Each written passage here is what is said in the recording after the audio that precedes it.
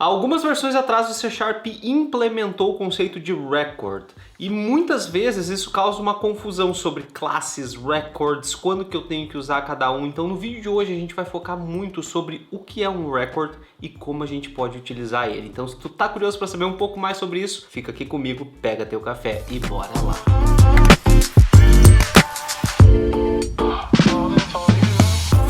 Henrique Jareta por aqui e no vídeo de hoje a gente vai falar sobre um recurso muito interessante que foi implementado lá no C# 9, que é o recurso de record. A gente já sabe desde lá da orientação ao objeto, né, o uso da classe, o uso de um objeto, mas o que será que é um record? Quando que eu devo utilizar um record? Quando que eu devo utilizar uma classe? Quando que eu devo diferenciar ambas possibilidades? E é exatamente isso que a gente vai ver no vídeo de hoje aqui na tela do meu computador em detalhes. Mas antes de ir para a tela do meu computador, eu já queria te pedir para tu te inscrever aqui no canal, me dar essa força, porque tu te inscrevendo no canal vai fazer com que esse conteúdo consiga atingir mais e mais pessoas, fazer com que esse conteúdo ajude cada vez mais pessoas. Então, clique aqui no botão de inscreva-se, é totalmente gratuito e muito obrigado pela tua inscrição. E agora, sem mais delongas, bora para a tela do meu computador. Muito bem, então já aqui na tela do meu computador eu estou usando o nosso bom e velho Console Application, né, uma aplicação console para a gente poder exemplificar isso. E a primeira coisa que a gente pode fazer aqui, eu vou simplesmente criar um public class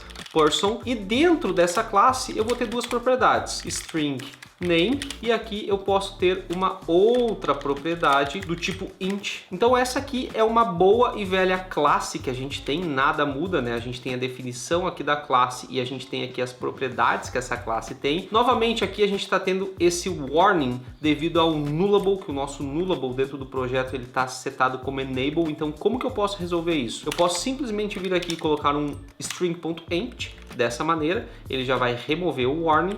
Eu posso muito bem utilizar um recurso que foi implementado no C# 10, se não me engano, que é o recurso de require. Então eu posso vir aqui e colocar um require the string, é como se fosse um construtor, eu preciso passar ele, ou eu posso apelar aqui para o nosso bom e velho construtor, que é o que eu vou utilizar aqui. Então eu posso colocar aqui um string name e um int age, e aqui eu simplesmente passo os parâmetros que name vai ser igual a name e age vai ser igual a age. Perfeito. Aqui eu já tenho um construtor e já tenho a minha classe. O que acontece? Quando eu quiser criar uma nova pessoa, o que eu tenho que fazer? Eu tenho que vir aqui e tenho que criar uma variável var person igual a new, e aqui eu simplesmente passo os parâmetros que eu quero. Então eu passo o nome e passo a minha idade. Nesse momento aqui a gente já consegue ver a diferença entre classe e objeto, porque aqui eu tenho uma classe que teoricamente ainda não está alocada na memória, mas quando eu crio uma instância dessa classe, ou seja, quando eu dou um new person, eu estou criando um objeto, eu estou alocando isso em memória. Então agora eu tenho uma pessoa em memória, eu tenho o Henrique em memória, eu já tenho isso como uma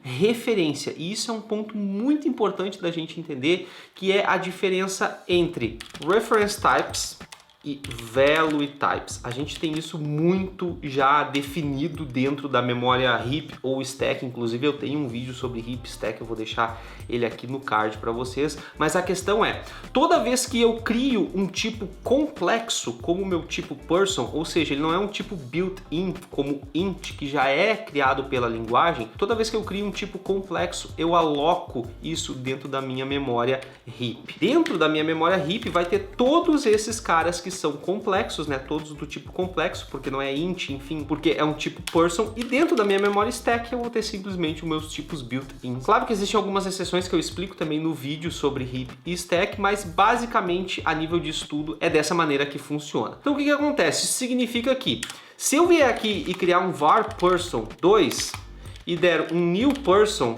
e simplesmente pegar os valores que eu já tenho, como por exemplo person.name e person.age, teoricamente essa pessoa aqui teria o mesmo conteúdo, seria a mesma coisa que essa pessoa aqui, porque eu estou utilizando já Henrique e a idade. Só que aí que está o grande porém, porque se eu vier aqui e der um console.writeLine e simplesmente colocar aqui, vou utilizar um string interpolation para fazer isso, eu vou dizer assim, ó, é igual, e aqui dentro do é igual eu vou colocar o meu person.equals, que vai ser igual a person 2.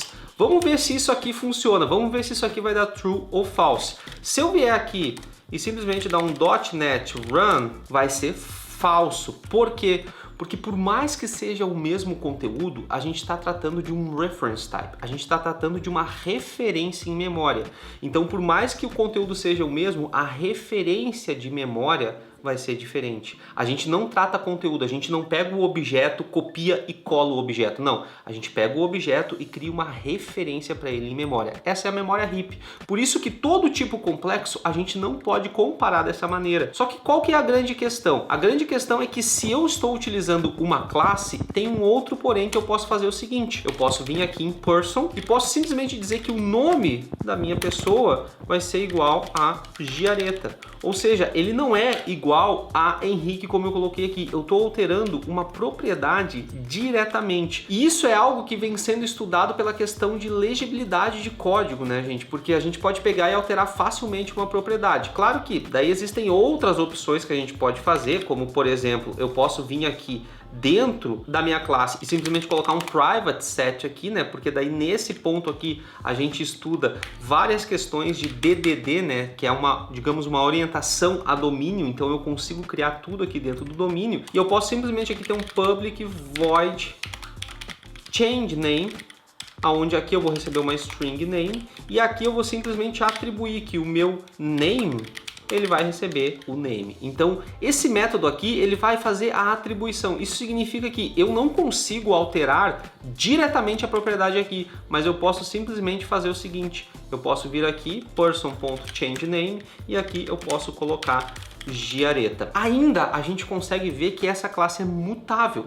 Por quê? Porque eu consigo mudar ela de uma forma ou de outra. E é aí que entra um dos grandes recursos que a gente tem que entender sobre classes e records. A gente tem que entender o conceito de imutabilidade, ou seja, quando que uma classe pode ser alterada ou não. Como eu disse, classes elas podem ser alteradas. Eu posso de uma forma ou de outra, mesmo privando aqui e tendo um método, fazendo com que o desenvolvedor tenha que chamar o método, eu já consigo inibir um pouco de erro, né? Em comparação ao desenvolvedor pegar person.name e simplesmente trocar o nome, eu consigo já tirar alguns vícios, mas mesmo assim eu ainda consigo alterar passando qualquer string que eu tenho aqui. E qual que é o conceito de record? O record, ele diz exatamente ao contrário. Eu posso ter o mesmo comportamento de uma classe, porém o record ele é imutável. Então isso significa que se eu vier aqui e criar um record person record, vou colocar um nome diferente para ficar mais fácil, aqui dentro do meu parênteses eu consigo colocar os parâmetros. Então vai ser um string name e vai ser um int age e pronto, o meu record ele já está criado, eu já consigo utilizar esse record. Isso significa que eu até vou remover esses dois aqui. Isso significa que se eu vier aqui, por exemplo, e criar um var person record, vai ser um new person record, aqui eu consigo passar da mesma maneira, eu consigo passar Henrique e consigo passar 32. Só que repara que se eu tentar fazer person record.name e trocar aqui para qualquer coisa, ele já não vai deixar, ele vai dizer, opa, eu não posso atualizar esse nome. Claro que por trás de um record tem outros conceitos, como por exemplo o conceito do deconstruct, que é uma diferença que a gente tem em classes e em records. Eu não vou entrar em deconstruct nesse vídeo, eu posso fazer um vídeo sobre deconstruct aqui para vocês. Até deixa nos comentários aqui se vocês querem um vídeo sobre deconstruct, mas quando eu utilizo um record, ele é imutável, eu não consigo alterar, de forma que se eu vier aqui var person record 2 e der um new person record, e aqui vamos fazer o mesmo exemplo da primeira, eu vou usar person record.name e person record.age. Eu estou criando exatamente aqui um person record 2 com as mesmas informações que eu tenho num person record. Agora imagina que eu vou vir aqui no meu console.writeLine e ao invés de ser person, eu vou botar person record, vai ser igual a person record 2. Se eu rodar isso aqui, vocês vão ver que ele já vai mudar um pouco o comportamento. Deixa eu só remover aqui, né, para não dar erro. Deu um erro aqui porque eu deixei ali. Vamos só dar um clear aqui e vamos dar um .NET Run novamente. Ele já vai mostrar que os dois objetos são iguais. Por quê? Aí entra um outro conceito que a gente tem que entender, que eu já falei um pouco no vídeo, que é o conceito de Value Object e reference objects, né? Value types e reference types. Quando eu tenho um record, ele simplesmente faz a cópia do objeto. Ele pega o objeto A e copia para o objeto B.